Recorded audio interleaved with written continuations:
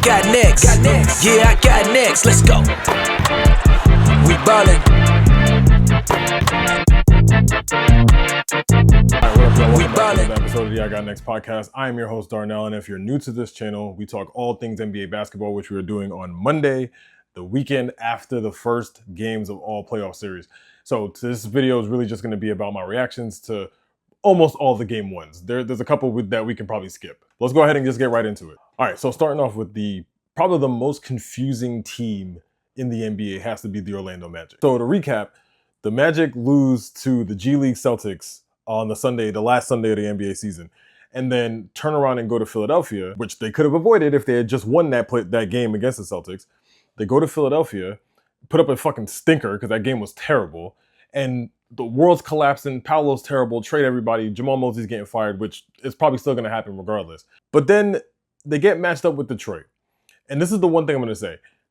I have this whole season, because I'm not watching FanDuel Network to get another app to be able to watch the Magic. I've listened to a lot of Magic podcasts, a lot of Magic creators, just to kind of get a feel for the team when I really can't watch them as much. In their minds, if they lost to the Hornets, they can tear everything down, start over next year, maybe get healthy, whatever. If they won, some of them actually liked their matchup against the Pistons, and I was confused. I got it from a schematic standpoint because they're two physical teams, but a 60-win team, why do you want to go play that team? And if you watched that last video that I made last week, I even said I had a sneaky feeling about the Magic going into that Hornets game, and they did exactly what I thought they would do. Play the best basketball that they had played for the entire season in that game. That game was over against the Hornets. That game was over within 3 minutes. Completely suffocated the Hornets. The exact thing that I thought was going to happen to the Hornets when they if they had to play the Pistons, happened in that Magic game. You saw exactly what was going to happen anyway. You saw a team that was fast, who can shoot, but when the shots aren't going down, everything looks bad. Concaniple didn't look great. LaMelo was doing a whole bunch of other dumb shit. And then the Magic were able to impose their physicality on the game and make the Hornets completely uncomfortable. The Magic win that game and then have to go against Detroit. Regardless of how well they played against the Hornets, my thought was the Pistons are still going to be able to beat this Magic team, because I've seen this Magic team on occasion not look good and not look ready for the moment. And then, of course, what happens? They go into Detroit and just dismantle the Pistons, winning that game by 11, 112-101. And now we're all sitting back here wondering, what is going on with the Detroit Pistons? Magic and their fans, credit to them, knew going into this game, the physicality that they were going to be able to match with Detroit was going to frazzle them or what have you. And that's exactly what happened. Cade Cunningham had 39 points in this game, only had 4 assists. So not a good look for everybody else. But their second best scorer in that game was Tobias Harris. That is not a recipe for a winning formula. Second best player, Jalen Duren. Jalen Duren had 4 shots in this game. 4 shots. Clearly not enough. But the thing that I said, this is a couple videos ago, and again, if you're new here, you may not have seen that. But if you go back, I even said, prior to the playoffs even starting, there was going to be some pressure on the Detroit GMs, Trajan Langdon, and then a little bit on JB Bickerstaff, because I felt like this offense was fine throughout the regular season. It was fine. But Trajan Langdon had an opportunity to add some shooting, add some secondary creation to this team, and didn't do it. And whether you want to say he was kind of holding his assets a little bit, didn't want to put all his chips in, that's fine. But then you come into this series, into this game, and you get smoked where we're back to ISO Cade, and the Magic are basically saying, we don't give a shit if Cade scores 50, 60 points. The rest of y'all ain't scoring. And that's exactly what happened. Jalen Suggs came out on fire. Franz looked good. Wendell Carter, who I have never been a huge Wendell Carter fan, but had a great game, 16 points, I believe 8 rebounds or something like that. Had a fantastic game. Everybody, Paolo, the whole Magic team. Now, granted, the Magic still shot the ball terribly. 49% from the field and 29% from 3. It's not pretty, but when you have to play another team that's almost exactly like you, who can't shoot, can't hit outside shots, and their only way to really create offense is getting into the paint and maybe spraying out for a couple of threes. When you stop them from getting in the paint and they're forced from shooting outside, that played right into the Magic's game plan, and the Pistons just couldn't answer the bell. Now, if you're a Pistons fan at this point, you're not feeling great going into game 2. But I will say that there's a thing about, the Magic having to win that playing game on Friday. The Pistons don't know who they're going to play until that Friday night and only have about a day or so to prepare. They've been off for 6 days. The Orlando Magic just came in after playing a couple, 3 games in 6 days. So a little bit warmer. I'm suspecting that the Pistons will come out with a little more fire in game two and a better offensive performance. But this is a recipe for disaster. And this could be the reason why a lot of people didn't believe in Detroit to go far when you have to rely so heavily on Cade and you have nobody else to shoot around him. All right, now, next series I wanted to talk about a little bit was the Lakers and the Rockets. Rock fight of a game. LeBron was still spraying the ball out, getting his assists and things like that. But the big story out of this game was Kevin Durant not playing due to, I believe it was a knee, maybe during practice, during the week or something like that. And the Rockets offense looked exactly how it always looks when Kevin Durant either sits on the bench or is out for a game, sluggish and slow and inept. This series completely turned on its head just because KD's not playing. They're already going to get later games, which people are already speculating on why they did that, to try to maybe give Luka and Reeves a little bit more time to come back into the series. But if the Rockets don't have Kevin Durant, they are in trouble. And I could not imagine how their fan base and how their front office is going to react if they somehow lose a series to the Lakers without Luka and without Reeves. Even if you don't have Kevin Durant, you should still be okay in this game and in this series. I said it earlier in the season, and I'll say it again. That Rockets team confuses the hell out of me because I don't understand why Reed Shepherd didn't just get the keys to the offense to start the season and then was yo-yoed in and out of the lineup. And now you're asking him to be a point guard where he may not really be a point guard, but you could have found that out and found out what you had in him had you just started him from the jump instead of playing with the Amen Thompson doing the point guard stuff. Like, it just doesn't work. And then Şengün, I can't figure out what it is with Şengün as to why there is some struggle. Bad turnovers, missing layup. I mean, I had a lot of high hopes for Şengün. I think he's just letting me down from this season because I thought like we're looking at probably his best season ever this year, and it's just been meh. And I think he's a candidate to be traded at some point at the end of the season, depending on how it ends. It's very early to do that right now after one game. The goal for a road team is to just split.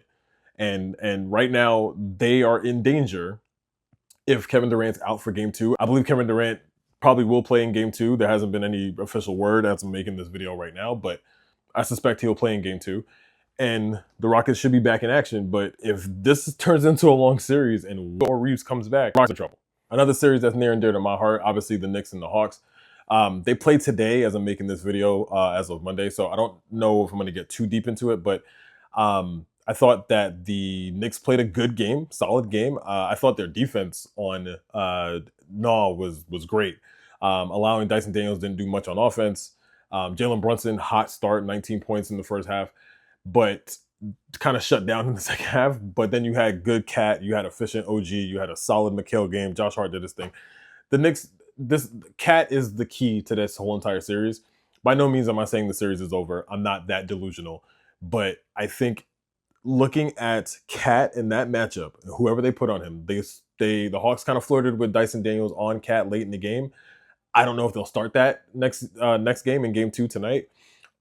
Who they put on Brunson after that is going to be a question. So I think that Cat is such a polarizing player in this series because he can do whatever the hell he wants, and him being so efficient. He shot the ball pretty good last night too, or the other night. And if he's allowed to just do that, this is probably going to be a short series. If the Knicks can control the turnovers that they had in the first quarter, if they can just get Jalen Brunson, he played well in the first quarter. Can we get a little bit more of that in the second half? I think Jalen needs to pass the ball a little bit more because I felt like in the second half, he was kind of just forcing it. I'm begging the Knicks, as a fan, can you please, if you have a 17-point lead in the fourth quarter, can we just hold on to it? Can we just not do the thing where we get it down? The Hawks got it down to 8. Given PTSD of Aaron Nesmith knocking down all them threes in game one last year. Can we just not do that? Because I don't think my heart could take some shit like that again. All in all, it's a good game. I'm excited to see what happens in game two, what the adjustments that Quinn Snyder is going to make.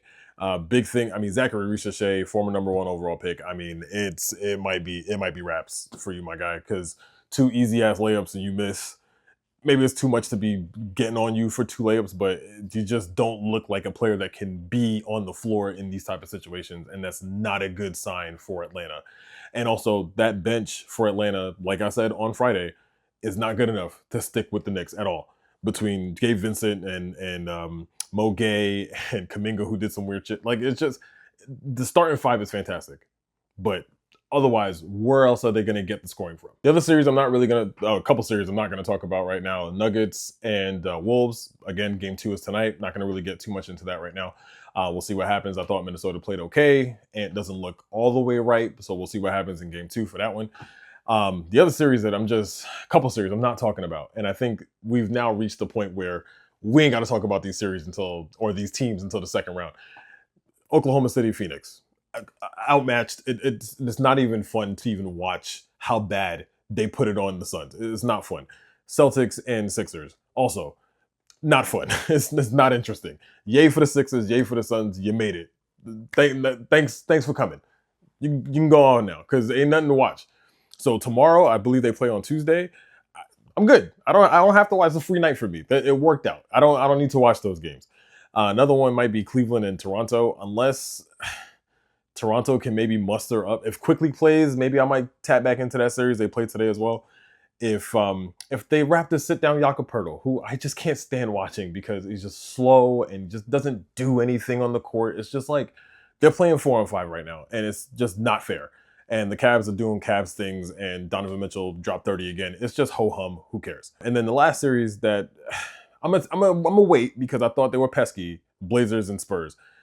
I thought it was a nice game to start. Victor went off hitting some, full court dunks and the fadeaway threes. It's too much Wemby, and the Blazers just don't stand a chance. But I like watching Denny.